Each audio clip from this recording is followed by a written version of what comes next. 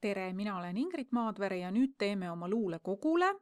Paneme siia lehekülje numbrid ja teeme sisukorra. Nii et meil on olemas siis praegu tiitelleht ja siis meil on siin luuletused ja kõigepealt ma vaatan, et luuletused on mul kõik niimoodi tulevad järjest, aga võiks olla nii, et iga luuletus on eraldi lehel. Ja mäletate, kuidas seda sai, et praegu siin esimesega on korras, teine luuletus, lähen siia kõige ette, võtan ülevalt menüüs sisesta või insert, piir ja page break või lehekülje piir. Nii, tulen, nüüd on minul ka talvine teadne, panen kursori siia, jällegi võtan sisesta, piir ja lehekülje piir. Nii, nüüd on mul iga luuletus on eraldi lehel ja tiitelleht on ka.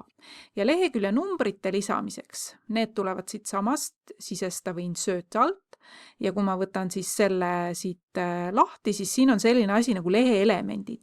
Ja lehe elementide juures on siis olemas ka lehekülje numbrid. Ja siin on siis valikuid ka tegelikult, näete, et te saate valida, et kas leheküljed on juba esimesest leheküljest alates, kas nad on üleval või nad on all. Kuna meil on nüüd luulekogu, siis tiitellehel võib-olla ei ole ilus, et on lehekülje numbrid, nii et ma valin selle variandi, kus siis on all ja esilehel ei ole. Klõpsan selle peal. Nii, ja nüüd lehekülje numbrid tulevad alati jalusesse. Nii, ja kui te tahate siit jalusest ära tulla, siis lihtsalt klõpsate kusagil mujal. Ja siis nüüd kontrollime, tiitellehel ei ole numbrit, näete, siin on number 1, siin on number 2 ja siin on number 3. Ja vaatame nüüd, kuidas teha sisukorda, automaatset sisukorda. Selleks ma peaks kõigepealt ütlema, mis on pealkirjad, mis taseme pealkirjad.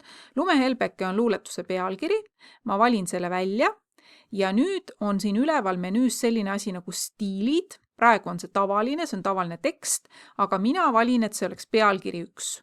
Ta kipub mul siin, näete küll, selle fondi kõik ära muutma, selle ma saan pärast ilusti tagasi panna nii, nagu ma tahan, aga teeme kõigepealt need pealkirjad korda, siis võite pärast seda muuta ka. Nüüd valime selle, paneme selle ka, et see on pealkiri 1. Need on kõik esimese taseme pealkirjad ja see talvine tihane 3. luuletus, valin pealkirja välja ja valin, et see on pealkiri 1. Nii.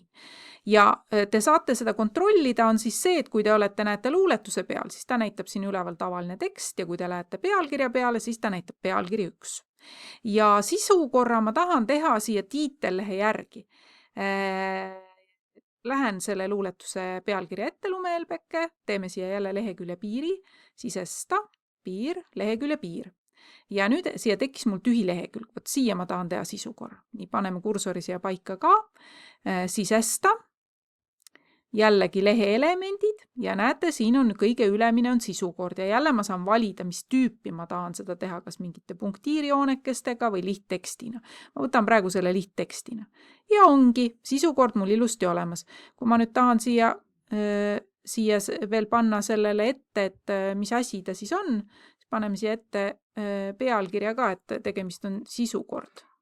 Nii vaatame, nüüd ta lendas mul siit kusagilt ära, kustutame deletiga ära, olemas. Nii, see jäi mul nüüd natukene kaugele jälle, siis mäletate, taanet sain siin muuta, läheme siia ilusti tagasi. Ja kui ma nüüd oma luuletustes midagi muudan, siis kui ma siit värskendan, siis kõik need lehekülje numbrid jälle lähevad uueks ja ilusaks. Ja kui mulle see font siin ei meeldi, kuigi ta on nagu kasti sees, siis ma saan selle välja valida ja ma saan siin sisukorras ka tegelikult valida täpselt sellist fonti ja täpselt sellist värvi, nagu mina ise tahan. Nii et te saate natukene mängida ka sellega, et kas ta on natuke suuremalt, et vaatate, mis teie meelest siis teile tundub nagu ilus, milline oma selle boldi võtan ära. No näiteks mulle meeldiks selline sisukord.